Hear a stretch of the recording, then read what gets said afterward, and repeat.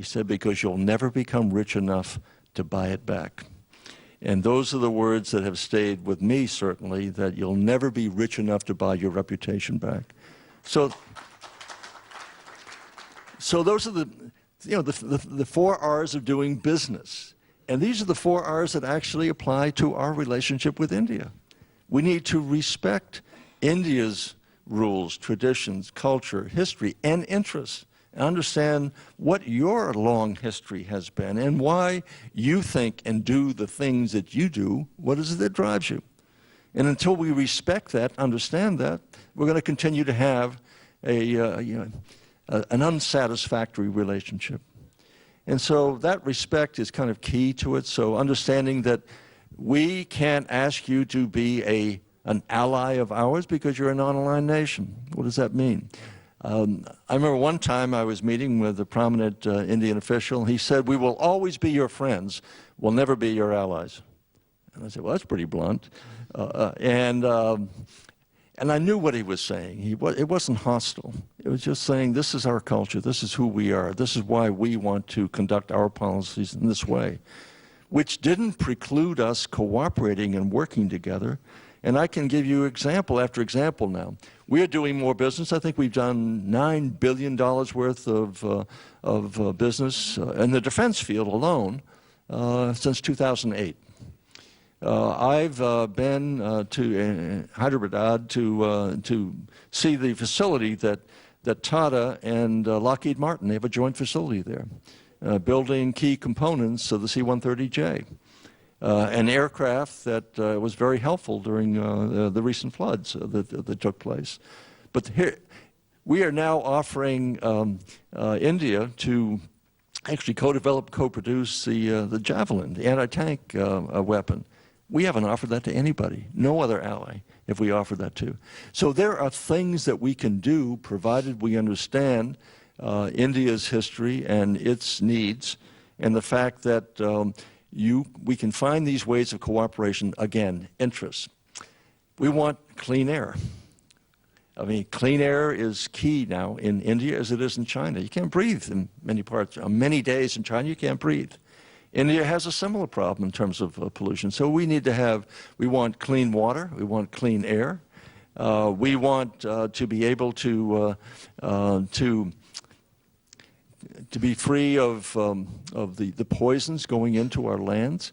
We also want to have computer security because that also is something that we have to cooperate on, and that is we're living in a world in which we're interconnected, and the cyberspace has become perhaps the most dangerous battleground of all. So we now have an initiative that was instituted by Secretary Hagel talking about a defense security initiative that will deal with cyberspace, cyber crime, cyber theft, cyber identity theft. And also we have to look at not only software protection, but also hardware protection. You have to look at the contracts and subcontracts to find out who's building the components for the hardware, because if you can destroy the hardware or complicate it, make it defective, you don't have to worry about having the malware get into the software. So we have all of these interests, and we have these ideals, and we have opportunities. I just want to close with one comment. One of my favorite poets is a man named Ciardi, an Italian poet, and American Italian poet. But he wrote something, I think it was called The Birds of Pompeii. And he said, how do you, and the women perhaps in the audience, perhaps more than the men, how do you distinguish a real emerald from a synthetic one? And he said, you heat both to a certain temperature and then you tap. The real one will shatter. He said, how do I know this? He said, I don't have any emeralds, but I have talked to a woman who does. And he said, but I have held in my palm the bright breakage of a truth told too late. I know the principle. And we have to think about that image. We don't have to hold in our hands the bright breakage of truths told too late.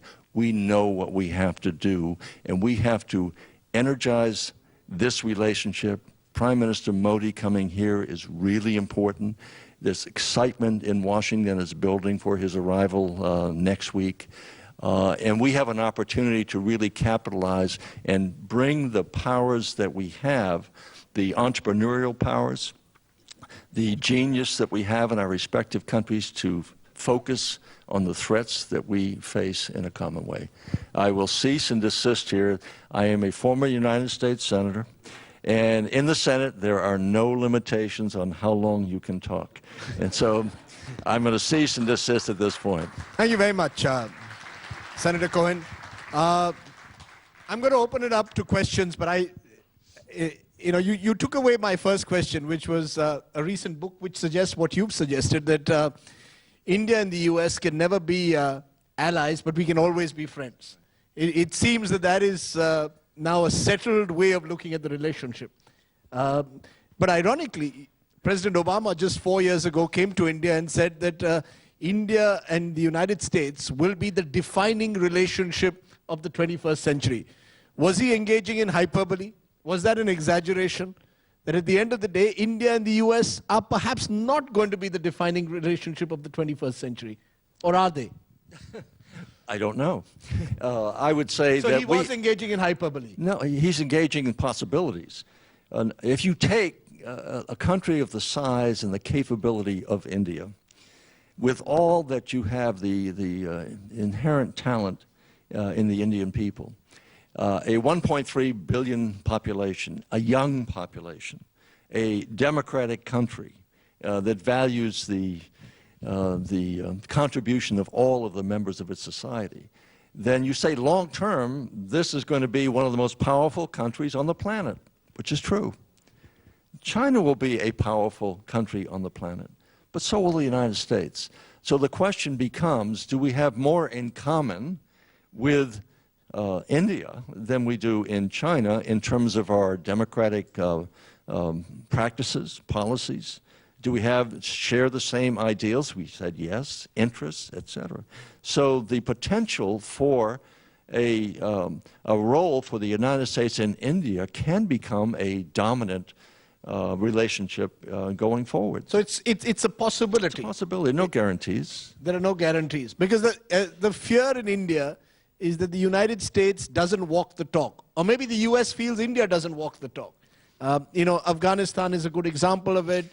India has concerns over the way the United States is disengaging from Afghanistan without keeping into account India's concerns over terror emanating out of Afghanistan. Do you believe that there's still an element, I won't say hostility, but still an element of skepticism, suspicion on either side that prevents this relationship from being a full-blown relationship? Well, don't forget, during the Cold War, our focus was on preventing the expansion of the Soviet Union. At the end of the Cold War, we had this very brief period of having a unipolar power, the United States. There was no other power that had our either economic power at that time or our military power. Then we have talked about the BRICS and about a multipolar world. But there's a danger that you have a non-polar world, that there's no one power that can influence and shape events. I still think the United States, for the foreseeable future, is still in a position to shape events in a positive way. Give you an example. At the Pentagon, we always did things in threes. And so our strategy at that point would be, we need to shape, prepare, respond. We need to be forward deployed in both our diplomats, our business people, and our military to help shape the environment in ways that are advantageous to the United States. So being forward deployed has many, many positive benefits. And we have to prepare for all contingencies, and we have to also be able to respond. So these were the guiding principles of when I was at the Pentagon. I still suggest that those are there today. But don't forget, we've had to deal with what has taken place after 9/11. So our focus was Afghanistan. Our focus was Iraq. And now we have learned the limitations of the raw exercise of military power. And it's taken us a decade to come to that conclusion. I mentioned earlier Think about this. The president is giving the American people exactly what they've been asking for. Let's pull back. We've had enough. We spent $1 trillion in Iraq. We spent $1 trillion in Afghanistan. Isn't it time to maybe spend $1 trillion here at home repairing our bridges and our roads and our educational system, et cetera? So the president has been pulling back. And yet the American people don't give him credit for that. And frankly, they don't like the fact that we're pulling back. Ironically enough, the notion that I'm giving you what you want, but you don't like what I'm giving you. And part of it is the recognition that our role in the world is diminishing. Our ability to shape things is diminishing. The rise of ISIS suddenly has caught our attention, that we're seeing the spread of a radical form of religion in a key area of the universe. Now, as we are, again, becoming more energy self-sufficient, other countries, those in the region and elsewhere, say, you see, they're pulling back. They don't need us anymore.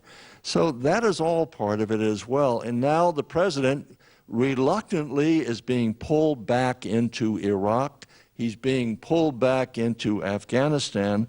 But I think he also recognizes, even if it hasn't been articulated, and certainly the Congress has to come to the recognition that we can't do it on our own. We can't do it without you. We can't help stabilize those regions. We can't help in Afghanistan without you. You've been very helpful.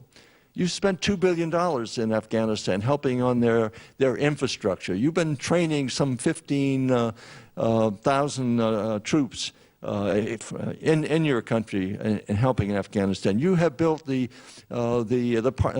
parliament building in Kabul. You have built a new rail line going through. You have done enormous things in helping stabilize Afghanistan. And what we fail to recognize is most of the American people say, well, what's been the result of all this? Well, the life expectancy has gone from something like 41 to now 60 in just 10 years' time. The economy has quintupled and is marching along at 8% every year. And so we've made a difference. And Afghanistan is important, will continue to be important.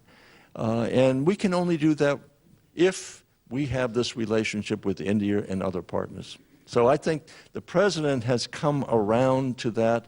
The American people are coming back to it. It may take the beheading that we've seen to energize the American people and say, my God, they're going to do that to our people over there. Well, we're next. So that's what's the worry, that it takes a beheading for the Americans to shake up and realize that there is a problem. Well, but see, look at it in the context of how many people we have lost in terms of tens of thousands of our soldiers, sure, severely wounded, tremendous post-traumatic stress syndromes taking place.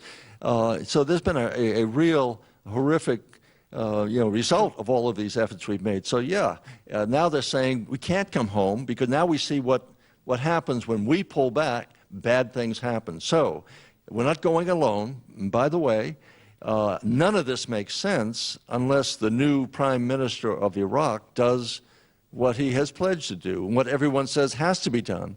He has to construct a more inclusive government, I should say, that participates, some sharing of power with the Sunnis. Absent that, there's no amount of bombing we can do. Absent that change in how they're going to proceed in Iraq, it's going to continue to be what I would say, like Gaul. Gaul is divided in three parts. All of Iraq will be divided into three parts. Let me ask you, before I open it to the audience, one more question on Mr. Modi. You said that Washington is excited by the idea that Mr. Modi is coming there. What does Washington expect of the Indian Prime Minister? What would, in your view, qualify as a clear recognition of the success of the visit, given that this visit also carries a lot of baggage, that you do have a Prime Minister who you denied a visa to for the last decade? What is it that would require it from Mr. Modi's side for Washington to be excited post the visit? I think from America's, good morning, from America's perspective, the fact that you have a new prime minister who has a mandate, who doesn't have to have a coalition government, Because one of the frustrations, again, and I have felt this myself, just trying to deal on the trade issues, whether it's defense or non-defense, the bureaucratic obstacles sometimes are so discouraging that many of the companies that we represent say, we'd rather not be there. It's a waste of time. It takes too long. We can't get decisions made. You have a new defense minister, Jaitley, who said, you know, we do have problems. It does take too long for these LORs and letters of agreement, et cetera, requests for proposals.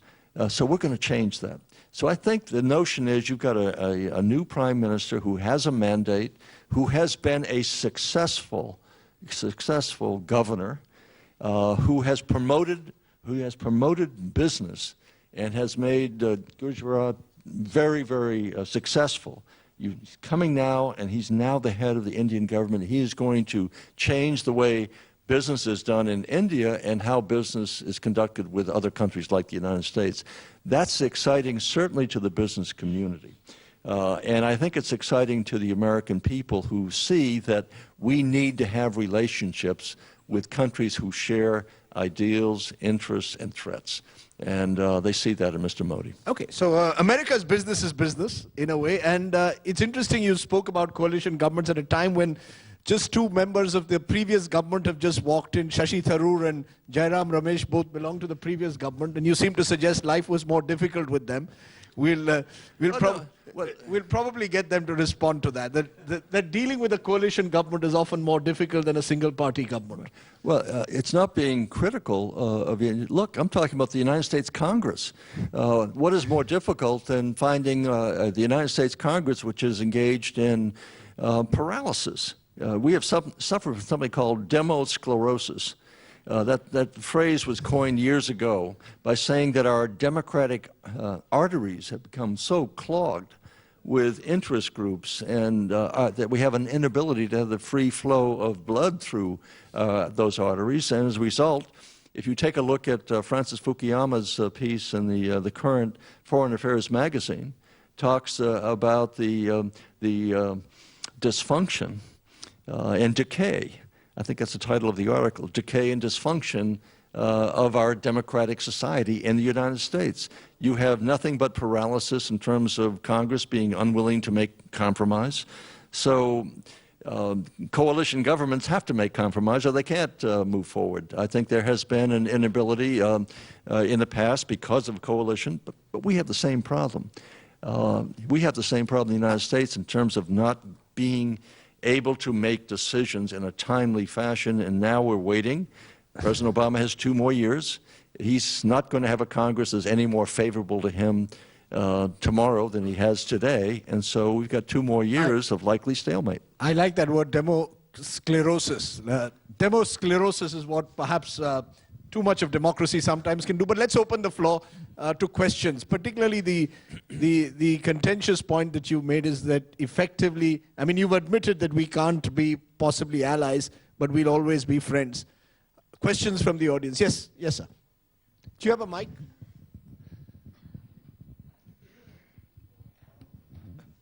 Thank you, William, for a very interesting presentation. And I do agree with you that, see, you brought out very well in your lecture the whole area of common interest between the two nations, the common beliefs, the ideals, the visions that we carry together. I can also tell you that on behalf of the young India, and our demographics is going to be very shortly, I think 50% less than the age of 25. We have a lot of, I also come from an institute called the IIT, where I think more than 70% students always wanted to make it big in the US. In fact, right on my very table, I have a person who left India. During her graduation, she's now at the Harvard Business School. So what I'm saying is both at the individual and the government level, we have a lot of common understanding.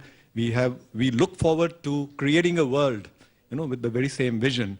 What would you think then would be the biggest, I mean, there have been factors, and I think Radhi brought it very well in terms of suspicion, skepticism, and I think that came in the classic era of Nixon and Mrs. Gandhi. But I think later on, we've had some very, very good prime ministers. I mean, starting from Vajpayee ji, then Manmohan Singh. We've all had people who have been very, very positive on the US relationship. So what do you think still are the major stumbling blocks, and what would be your, let's say, concrete plan for the two governments, maybe for the Indian government? What are the 2 or 3 steps they should take to turn this kind of an alliance into a really happy marriage? Thanks. Excuse me. Tell us that one big stumbling block. Let me do a television soundbite on you. What is, do you believe, even today, is the one big stumbling block to prevent a full-blown relationship? I think it's been an element of what we would call strategic distrust. That many in India do not trust the United States to be what they used to call a reliable supplier, particularly in the defense field. And the United States saying that India is not going to be a reliable partner because it has different interests vis-a-vis Russia, maybe Iran. If we look at, we have the same interests, hoping to make sure that Iran, by way of example, doesn't become a nuclear power. On the other hand, India has a different relationship with Iran than we do. And so that had been sort of one of the items that has contributed to this level of distrust. We want you to do more. We want you to put more sanctions and heavier sanctions on Iran, because we feel that the alternative is that Iran will be able to develop a nuclear weapon. So that has been something of a hindrance, I think, that element involved.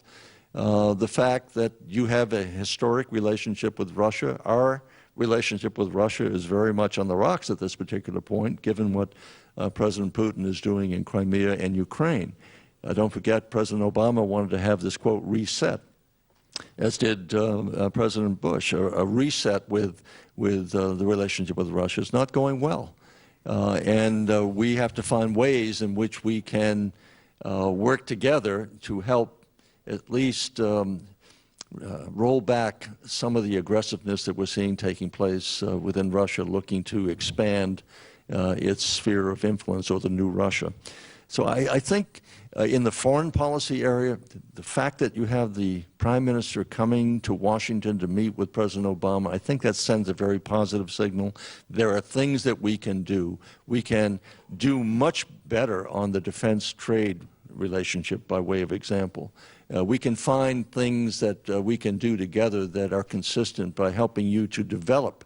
I mentioned before just the anti-tank, the Javelin anti-tank system. That's something we never offered to anybody else, but this is now being offered. So there's a series of steps. I know that the Prime Minister at home, your home, is being somewhat criticized for not taking big steps, taking a series of smaller steps, and take the moment, seize the moment, and do big things.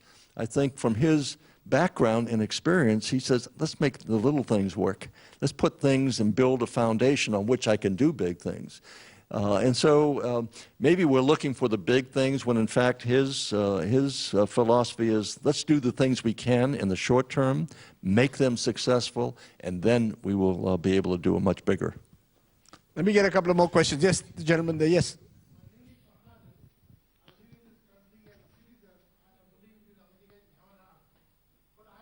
Okay, can I just get the mic too, because that might make it easier. Just let me get a mic too. See, I consider America as heaven on earth. My biggest question is, I read in the New York Times, a Muslim writer writes, how America is going to fight this war when from every street corner there will be called Allahu Akbar, where America will put its own bomb on own streets. When it will happen this? I haven't quite understood that. See, there's a writer who wrote an article in New York Times, what America will do when from every street corner they'll be called Allahu Akbar. It means we have two kind of enemies, enemy outside, enemy internal. So these internal enemy, when will call for Allahu Akbar, where America will put its own bomb on own streets. Will it happen? And when it will happen? Well, isn't that the threat that all of us face going forward, that warfare has been democratized, that now individuals can carry out extensive bombing activities without state-organized efforts, And so that's part of the problem we're all facing. Are we turning the Muslim world against the United States? There's an element of that. One reason, and I said this long before the president made his speech, but there is no way that we should organize all of the Western countries, which are basically white men, dropping bombs again on a Muslim country. This is, white man's burden went away a long time ago, but the perception that this is going to be a Christian crusade has real inherent dangers for all of us, which is one reason why we had needed to have insist that any effort to control and take back the land from ISIS had to be led by Arab nations as well. They had to be up front, no more hiding. If this is a threat to your security, then we want you in the force. U.A.E., the Saudis, Bahrainis, the Jordanians, the Turks, and others. Make this an Arab effort and not a U.S. effort.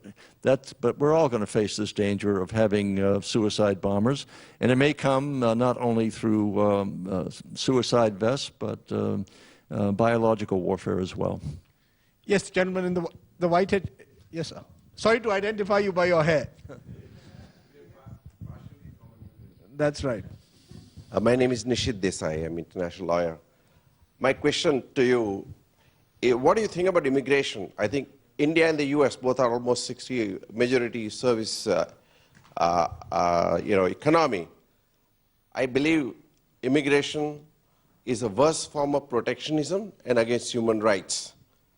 Some point in time, we need to get rid of it, except for the people which you will call bad capital, bad human capital. But I want your personal views on that as well. Basically, believing that presumably that laws should not restrict immigration, that you should have much freer flow of human capital across the two countries, right? Right. And also human rights now include not only right to exist, but also to prosper. I think that's being recognized. So anyone should be able to move anywhere. We have 1 billion people. If you are 100,000 people walk in, I have no problem. It's small, but you might have to. Well, it's one thing to say that we should change our immigration policies vis-a-vis India, and I agree with that. It's another to say we shouldn't have any checks whatsoever at our borders, that anybody who wants to come in can come in. That would pose a real problem for the United States. I think we have a fairly liberal immigration policy, but I think every country has a right to try to secure its borders to make sure those that are coming are here for appropriate purposes and for lawful purposes.